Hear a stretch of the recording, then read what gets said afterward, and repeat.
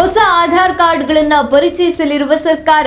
ಹೊಸ ಆಧಾರ್ನಲ್ಲಿ ಇನ್ಮುಂದೆ photo, QR code ಮಾತ್ರ.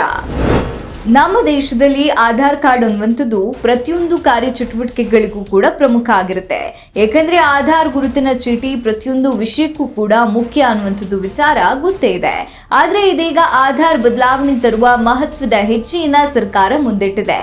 ಹಾಗಾದ್ರೆ ಹೊಸ ಆಧಾರ್ ಕಾರ್ಡ್ ಹೇಗಿರುತ್ತೆ ಅನ್ನೋದ್ರ ಮಾಹಿತಿ ಎಲ್ಲಿದೆ ನೋಡಿ.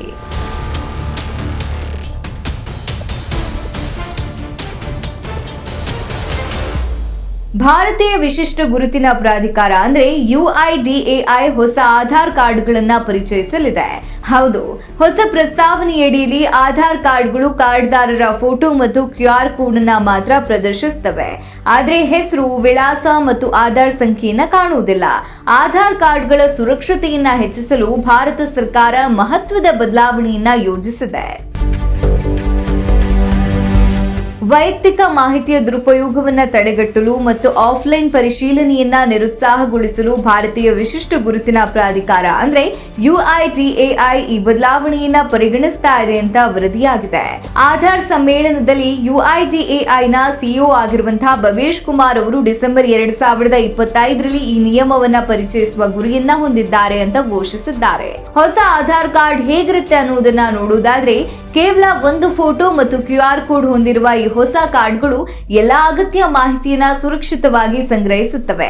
ಹೀಗಾಗಿ ಗೌಪ್ಯತೆಯನ್ನ ಹೆಚ್ಚಿಸುತ್ತವೆ ಮತ್ತು ವಯಸ್ಸಿನ ಪರಿಶೀಲನೆಯನ್ನ ಸರಳಗೊಳಿಸುತ್ತೆ. ಕಾರ್ಡ್ನಲ್ಲಿ ಬೇರೆ ಯಾವುದೇ ವಿವರಗಳ ಅಗತ್ಯವನ್ನ ನಾವು ಪ್ರಶ್ನಿಸ್ತಾ ಇದ್ದೇವೆ. ಹೆಚ್ಚಿನ ಮಾಹಿತಿಯನ್ನ ಮುದ್ರಿಸಿದ್ರೆ ದುರುಪಯೋಗವಾಗುವ ಸಾಧ್ಯತೆ ಇದೆ ಅಂತ ಭವೇಶ್ ಕುಮಾರ್ ತಿಳಿಸಿದ್ದಾರೆ. ಯಾರಾದ್ರೂ ನಿಮ್ಮ ಆಧಾರ್ ಕಾರ್ಡ್ ಅನ್ನ ನೋಡಿದ್ರು ಅಥವಾ ಅದರ ಛಾಯಾಚಿತ್ರವನ್ನ ತೆಗೆದುಕೊಂಡ್ರು ಸಹ ಯಾವುದೇ ವ್ಯಕ್ತಿ, ಸಂಸ್ಥೆ, ಕಚೇರಿ ಅಥವಾ ಕಂಪನಿಯು ನಿಮ್ಮ ವೈಯಕ್ತಿಕ ಮಾಹಿತಿಯನ್ನ ಪ್ರವೇಶಿಸಲು ಸಾಧ್ಯ ಆಗುವುದಿಲ್ಲ.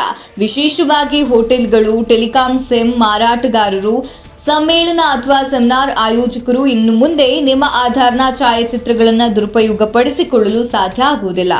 ಆಧಾರ್ ಪರಿಶೀಲನೆಗೆ ನಿಯಮ ಏನು ಅನ್ನೋದನ್ನ ನೋಡುವುದಾದ್ರೆ ಭಾರತದಲ್ಲಿ ಆಧಾರ್ ಪರಿಶೀಲನೆಗೆ ಆಧಾರ್ ಹೊಂದಿರುವವರ ಒಪ್ಪಿಗೆ ಅಗತ್ಯ ಇರುತ್ತೆ ಮತ್ತು ಒಪ್ಪಿಗೆ ಇಲ್ಲದ ಪರಿಶೀಲನೆ ನಡೆಸುವ ಯಾವುದೇ ಸಂಸ್ಥೆಯು 1 ಕೋಟಿ ರೂಪಾಯಿಗಳನ್ನ ದಂಡವನ್ನ ಎದುರಿಸಬೇಕಾಗುತ್ತೆ.